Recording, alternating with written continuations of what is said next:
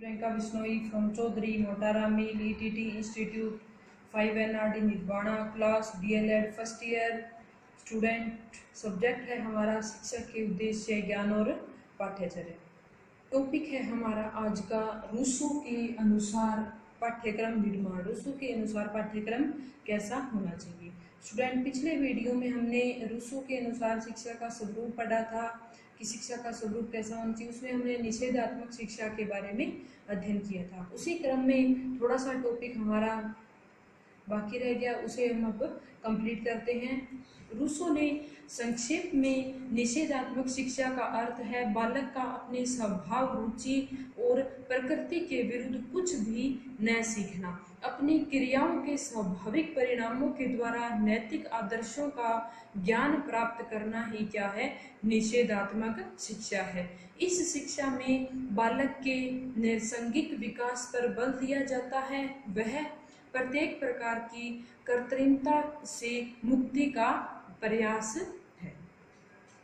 तो स्टूडेंट, निषेधात्मक शिक्षा पूरी हुई। अब हम पढ़ते हैं रूसो के अनुसार पाठ्यक्रम निर्माण। और इसी अगर प्रश्न आ जाए रूसो के अनुसार मानव विकास की विभिन्न अवस्थाएं कौन कौन सी है, इन अवस्थाओं की मुख्य प्रवृत्तियों या विशेषताओं का वर्णन कीजिए। या फिर आ जाए रूसो ने पाठ्यक्रम निर्माण में किन बातों का ध्यान रखा है, तो हमें एक ही उत्तर देना है।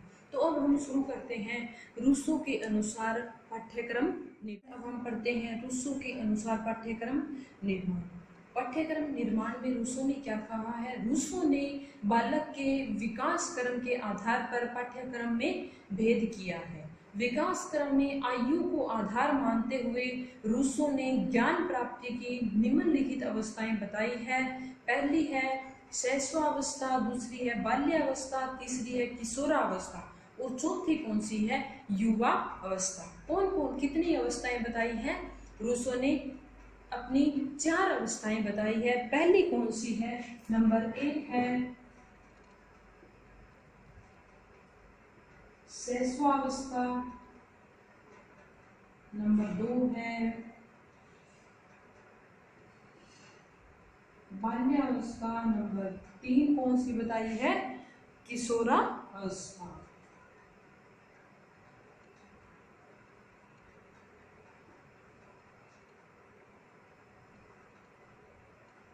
और नंबर 4 है युवा अवस्था। कितनी अवस्थाएं बताई है, 4। पहली कौन सी है, शैशवावस्था, दूसरी है बाल्यावस्था, तीसरी है किशोरावस्था और चौथी कौन सी है, युवा अवस्था। उसके बाद में रूसो ने शैशवावस्था, सबसे पहले कौन सी अवस्था है, शैशवावस्था। शैशवावस्था की आयु कितनी मानी है, कम से कम क्या है, जन्म से 5 वर्ष की अवस्था, जन्म से 5 वर्ष की अवस्था तक। कौन सा ने भी यही माना है, इसका वर्गीकरण यही है। जब आप साइको में पढ़ोगे तो भी इस क्रम में ही अवस्थाओं को पढ़ोगे। दूसरी है बाल्यावस्था, 6 से 12, 12 से 18 और 18 से 21। ठीक है, 12 है, 6 से 12 से 18, इसमें आप 15 भी मान सकते हो। इसमें आप ये युवा अवस्था, इसमें 15 से 20 भी मान सकते हो। ठीक है, किशोरावस्था में बाल्यावस्था 6 से 12, इसमें 12 से 15 भी हो सकती है, 12 से 18 के लगभग भी हो सकती है। उसके बाद में शैशवावस्था। शैशवावस्था में क्या है कि बालक की शिक्षा शिशु अवस्था से ही प्रारंभ हो जाती है। वस्तुतः व्यक्ति को जो अनेक अनुभव प्राप्त होते हैं उनसे ही वह शिक्षा क्या है, ग्रहण करता है। रूसो ने उस अवस्था में निम्न बातों पर क्या है, बल दिया है। हमें कौन कौन सी बातें ध्यान में रखनी चाहिए, रूसो ने इस पे बल दिया है। वो बातें कौन कौन सी है, हम पढ़ते हैं। नंबर 1 है इस आयु में शारीरिक शिक्षा पर अधिक बल दिया जाना चाहिए, क्योंकि दुर्बलता से ही क्या है, संपूर्ण दुर्गुण आते हैं। एक बार फिर से सुन लीजिए, इस आयु में शारीरिक शिक्षा पर अधिक बल दिया जाना चाहिए, क्योंकि दुर्बलता से ही क्या है, संपूर्ण दुर्गुण आते हैं। मतलब शारीरिक शिक्षा क्या है, बच्चों का शारीरिक विकास क्या है, अच्छा होना चाहिए। शारीरिक विकास अच्छा होगा तो क्या है कि बालक के अंदर जो दुर्बलता है, दुर्बलता के कारण क्या है, संपूर्ण जो भी उसके अंदर दुर्गुण आते हैं वो क्या है, न आ पाए। दूसरा है, इस आयु में बालकों की ज्ञानेंद्रियों तथा कर्मेंद्रियों को भी क्या है कि साधन बनाया जाना चाहिए। ज्ञानेंद्रियां आप जानते हो, जिससे हमें आंख नाक कान ये हमारी क्या है, जिससे हम ज्ञान ग्रहण करते हैं। कर्मेंद्रियां कौन सी है, जिससे अपने कर्म करते हैं, उनको क्या है कि सक्षम बनाया जाना चाहिए, उनको काम करने के योग्य बनाया जाना चाहिए। पहला कौन सा था, शारीरिक क्या है शिक्षा पर अधिक बल। दूसरा क्या है कि ज्ञानेंद्रियों तथा कर्मेंद्रियों को क्या है, सक्षम बनाना। तीसरा है, इस आयु में शिक्षक बालकों पर अपनी बात न लादे तथा उनके साथ क्या है कि सहज प्रवृत्तियों का विकास भी क्या है कि अच्छे वातावरण में होना चाहिए। अच्छा वातावरण बनाना, पहला कौन सा है, शारीरिक विकास। दूसरा ज्ञानेंद्रियों और कर्मेंद्रियों का विकास। नंबर 3 कौन सा है कि नैसर्गिक वातावरण, अच्छा वातावरण बनाना चाहिए। चौथा है, बालकों को प्रौढ़ व्यक्ति नहीं समझना चाहिए। पांचवा है, इस आयु में बालकों को अपने माँ बाप का भरपूर प्यार मिलना चाहिए, क्योंकि प्रेम से ही क्या है उसमें श्रेष्ठ संस्कार क्या है कि डाले जा सकते हैं। ठीक है, क्या है, माँ बाप का भरपूर प्यार मिलना चाहिए, क्योंकि प्यार में क्या है कि स्नेह की भावना का विकास हमें किसमें करना चाहिए, बाल्य, ये जो हमारी शैशवावस्था है इसके अंदर करना चाहिए। उसके बाद में है, शिशु की शिक्षा को क्या है, निषेधात्मक शिक्षा होनी चाहिए। उसमें कोई आदत न डाली जाए और उसे क्या है बुरी आदतों से बचा कर रखा जाए। नंबर 7 है, उसे खेल खेलने के लिए क्या है प्रेरित किया जाए तथा इसके लिए अच्छे खिलौने देने की आवश्यकता है।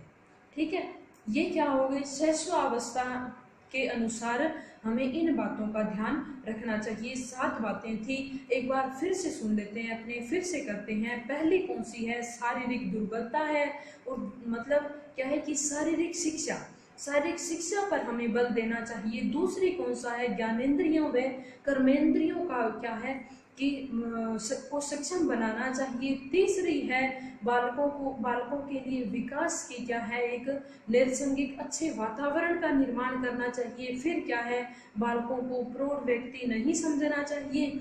फिर क्या है कि स्नेह की भावना, माँ बाप का क्या है कि पूर्ण प्यार मिलना चाहिए, और क्या है अच्छे क्या है उनको भरपूर क्या है कि प्यार मिले, और प्रेम से ही क्या है श्रेष्ठ ज्ञान डाले जा सकते हैं। नंबर 6 है, रूसों के अनुसार क्या है शिशु की शिक्षा निषेधात्मक होनी चाहिए। किसी भी प्रकार का उसमें क्या है कि न तो उस पर कोई आदत डाली जाए और न उसे क्या है कि बुरी आदतों से उसे बचा कर रखा जाए।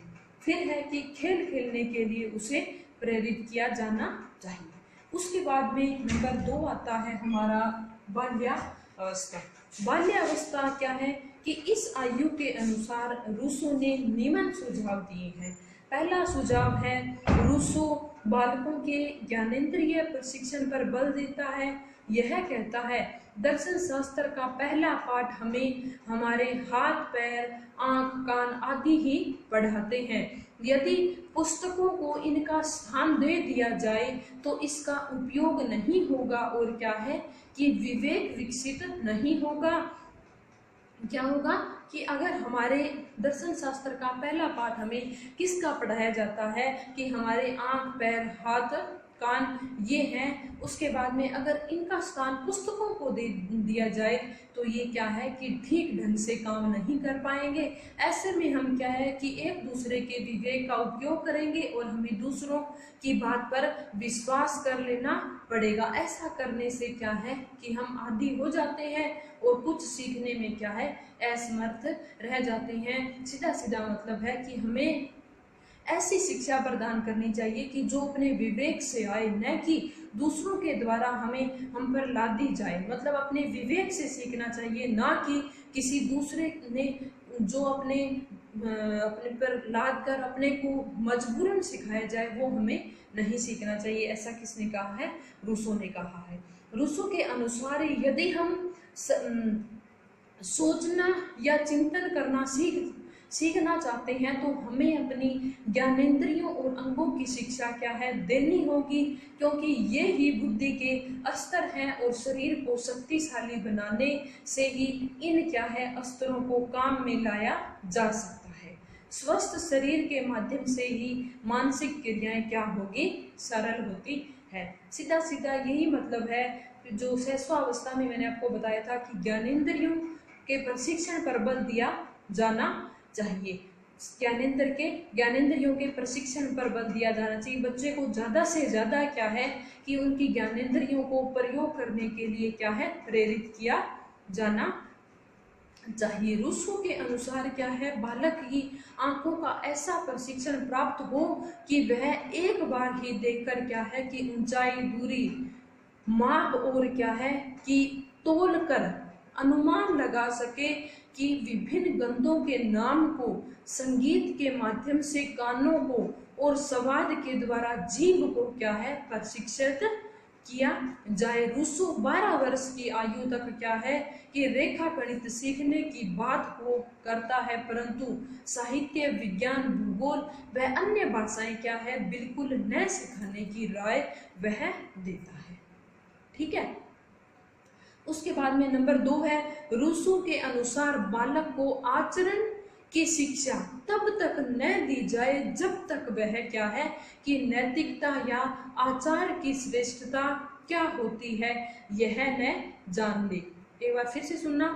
रूसो के अनुसार बालक को आचरण की शिक्षा तब तक न दी जाए जब तक क्या है कि वह नैतिकता या आचरण की श्रेष्ठता क्या होती है यह न जान ले। रूसो नैतिकता या आचरण की शिक्षा स्वयं अनुभवों के परिणामों के आधार पर देना चाहता है, यद्यपि प्रत्येक बात क्या है कि स्व अनुभव के आधार पर सीखना क्या है युक्ति संगत नहीं कही जा सकती।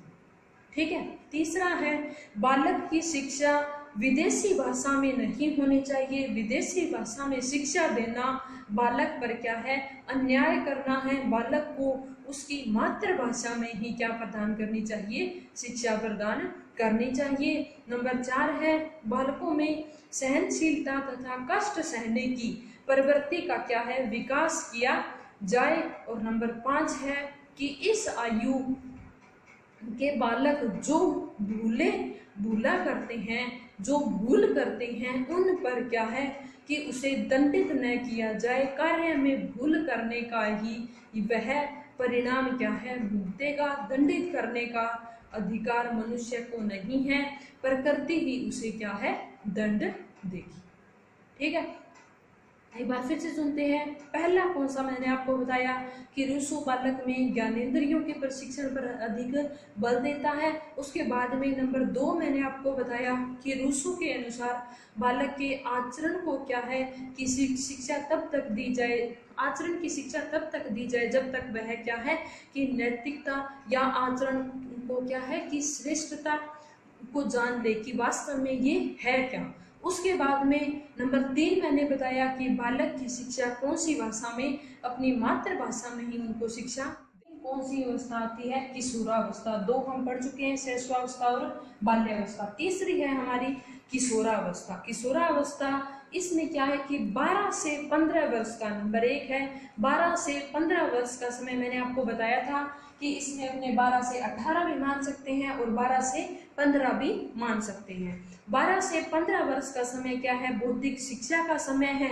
इस आयु में बालक कुछ सीखने या विचार करने की क्षमता प्राप्त कर लेता है। इस आयु में बौद्धिक शिक्षण प्रदान करने से पूर्ण क्या है कि शिक्षक को वह यह जान लेना आवश्यक है कि बालक के लिए कौन सा ज्ञान क्या है उपयुक्त है।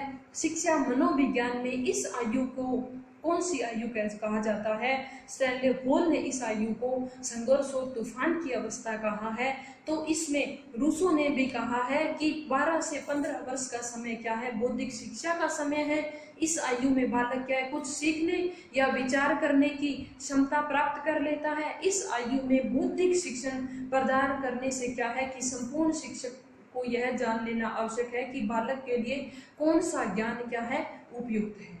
नंबर 2 है, रूसो के अनुसार बालक को इस आयु में पुस्तकीय ज्ञान न दिया जाए। यदि उसे कोई पुस्तक पढ़ने के लिए देनी ही है तो उसे क्या है कि डेनियल डेफो द्वारा लिखित रॉबिन्स क्रूसो नामक पुस्तक, कौन सी? रॉबिन्सन क्रूसो,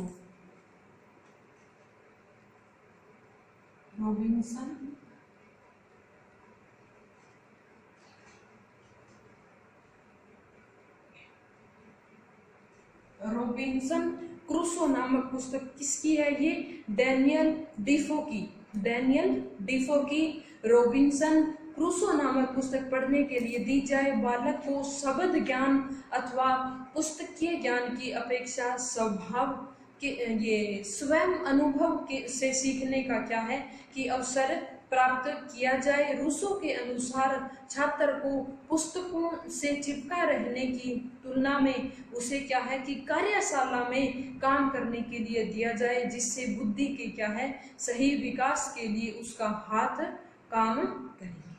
ठीक है, मतलब पुस्तकीय ज्ञान का विरोधी था। उसे क्या है कि ज्ञानेंद्रियों के द्वारा जो कर्मेंद्रियां हैं उनका क्या है ज्यादा से ज्यादा उपयोग कर क्या है शिक्षा देना है। उसके बाद में रूसो ने नंबर 3 बात कही है, किशोरावस्था में ही रूसो की समझ के अनुसार क्या है, समझ के अनुकूल उससे क्या है कि प्रश्न करो। किशोर की समझ के अनुकूल उससे क्या है प्रश्न करो और उसे क्या है सोचने दो। रूसो के अनुसार भूगोल और खगोल विज्ञान क्या है मानचित्रों की सहायता से न पढ़ाए जाए, क्योंकि इससे बालकों की पृथ्वी आदि का गलत ज्ञान मिलता है। और क्या है ऐसी विषय वस्तु किशोरों को पर्यटन तथा निरीक्षण के माध्यम से क्या पढ़ाए जाने चाहिए, अर्थात उसे पाठ्यक्रम पुस्तकों के माध्यम से बिल्कुल न पढ़ाया जाए। नंबर 4 है युवा अवस्था। इसमें क्या है कि इस आयु में व्यक्ति के लिए यौन संबंधी शिक्षा अनिवार्य दी जाती है तथा इसी समय व्यक्ति सामाजिक और नैतिक कर्तव्य का ज्ञान प्राप्त कर सकता है। नंबर 2, रूसो केवल व्याख्यान या उपदेशों के माध्यम से सामाजिक बुराइयां या अच्छाइयों की शिक्षा नहीं देना चाहता।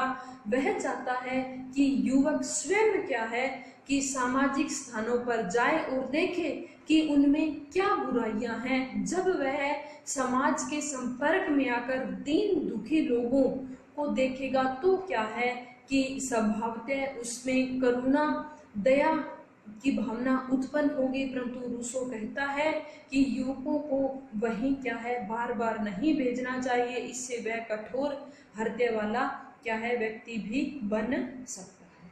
ठीक है, उसके बाद में रूसो के अनुसार नंबर 3 है कि इस समय युवक को इतिहास का ज्ञान देना आवश्यक है। इतिहास की शिक्षा भी इतने स्वाभाविक ढंग से दी जानी चाहिए कि वर्तमान की दशाओं को देखकर इतिहास के प्रति कोई भ्रम अनुभव न करे। इतिहास अध्ययन से युवाओं को यह समझाया जाए कि समाज में क्या प्रशंसनीय है तथा क्या निंदनीय है। लास्ट है इस कथन में इस काल में बालक का भावात्मक नैतिक तथा धार्मिक विकास आवश्यक है, जिससे वह समाज में ये सफलतापूर्वक रह सके और समाज सुधार की ओर प्रेरित हो सके। ठीक है, ये हमारी रूसो के अनुसार पाठ्यक्रम निर्माण कंप्लीट होता है। सबसे पहले 4 अवस्थाएं बताई, फिर हमने चारों अवस्थाओं में रूसो के अनुसार क्या क्या पढ़ना चाहिए उसके बारे में हमने अध्ययन किया। तो स्टूडेंट आज के लिए बस इतना ही। नेक्स्ट टॉपिक के लिए आप देखोगे नेक्स्ट वीडियो।